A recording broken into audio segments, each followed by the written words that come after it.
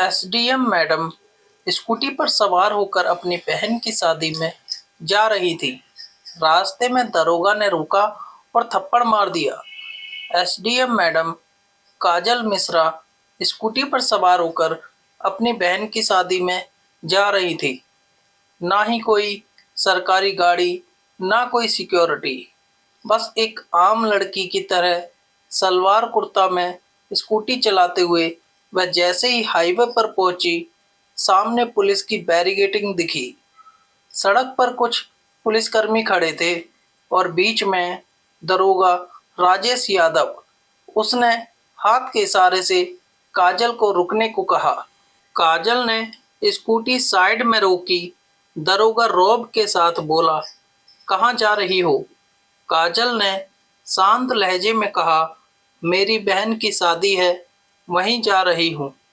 दरोगा ने ऊपर से नीचे तक काजल को घूरा और मुस्कुराते हुए बोला, अच्छा तो शादी में जा रही हो, लेकिन हेलमेट नहीं पहना और स्कूटी भी तेज चला रही थी, चलो चालान कटेगा।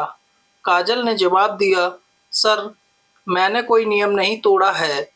दरोगा गुर्राया, मैडम हमें कानून मत सिखाओ।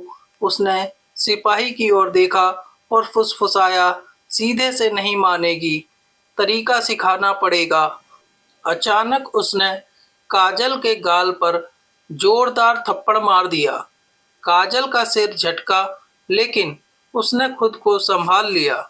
उसकी आंखों में आग थी। दरोगा हंसा, अब भी अकड़ बाकी है, थाने ले चलो, वहीं समझेगी। सिपाही ने काजल का हाथ पकड़ने की कोशिश की। काजल ने हाथ झटक दिया, हिम्मत मत करना। दरोगा भड़क गया। उसने आदेश दिया, इसका घमंड तोड़ो। एक सिपाही ने काजल के बाल खींचे और उसे जबरन घसीटने की कोशिश की। काजल दर्द से कराई, लेकिन उसने अब भी अपनी पहचान छुपाई रखी। वह देखना चाहती थी कि ये लोग कितनी गिरी हरकतें कर सकते हैं। एक पुलिस वाले ने उसकी स्कूटी पर लात मारी और बोला, बड़ी आई शरीफ बनने। दरोगा चिल्लाया, ले चलो थाने, वहां इसकी अकड़ उतारूंगा।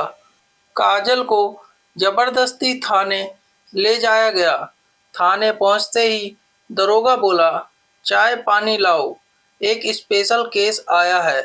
फिर अपने सिपाही से बोला, कोई भी केस डाल दो इस पर, चोरी, जेब कतरी, जो भी हो, बस अंदर डालना है। काजल सब सुन रही थी, लेकिन अब भी चुप थी। दरोगा ने पूछा, नाम बता। काजल ने झूठा नाम दिया, रेनू त्रिपाठी। उसे गंदे बदबूदार लॉकअप में डाल दिया गया। वहां दो और महिलाएं पहले से थीं। एक औरत ने पूछा, क्या किया तूने? काजल हल्की मुस्कान देते हुए बोली, कुछ नहीं। दरोगा ने फर्जी रिपोर्ट बनाई और केस डालने का आदेश दिया। तभी एक ईमानदार अफसर धीरज तिवारी थाने में दाखिल हुए। उन्होंने माहौल देखा और पूछा, ये सब क्या हो रहा है? दरोगा बोला, एक सड़क छाप लड़की है, अकड़ दिखा रही थी। धीरज ने काजल की तरफ देखा, कुछ अजीब सा महसूस किया। उन्होंने पूछा, इसका जुर्म क्या है? राजेश यादव हड़बड़ा गया।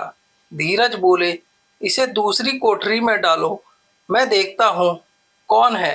काजल को और भी अंधेरी कोठरी में डाल दिया गया। तभी एक सिपाही भागते हुए आया, सर बाहर एक बड़ी सरकारी गाड़ी खड़ी है। राजेश यादव चौंका, कौन आया है? सिपाही बोला, डीएम साहब।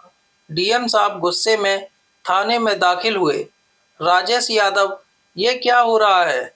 उन्होंने फाइल उठाई और पढ़कर बोले, इस महिला पर ठगी और 420 का केस, क्या सबूत है? फिर उन्होंने काजल से पूछा, आपका नाम? काजल ने मुस्कुराकर कहा, काजल मिश्रा, एसडीएम। पूरा थाना सन्न रह गया। डीएम साहब गरजे, राजेश यादव, तुम्हारी हिम्मत कैसे हुई एसडीएम पर झूठा केस डालने की? धीरज तिवारी ने भी कहा, साहब मुझे पहले से शक था, काजल ने सख्त लहजे में कहा, राजेश यादव, तुम सस्पेंड हो और तुम्हारे खिलाफ केस दर्ज होगा। तभी राजेश यादव हंसते हुए बोला, रुकिए मैडम, मैं अकेला नहीं हूँ, पूरा थाना मेरे साथ है, ऊपर तक सब मिले हुए हैं। अब डीएम साहब ने आदेश दिया, इस पूरे थाने की जांच होगी। एंटी करप्शन टीम बुलाई गई। जांच के दौरान एक एक करके कई पुलिसकर्मी डर के मारे बोलने लगे। एक सिपाही ने बताया, मैडम, हमारे एसएसपी साहब भी इसमें शामिल हैं। अब मामला और बड़ा हो गया था।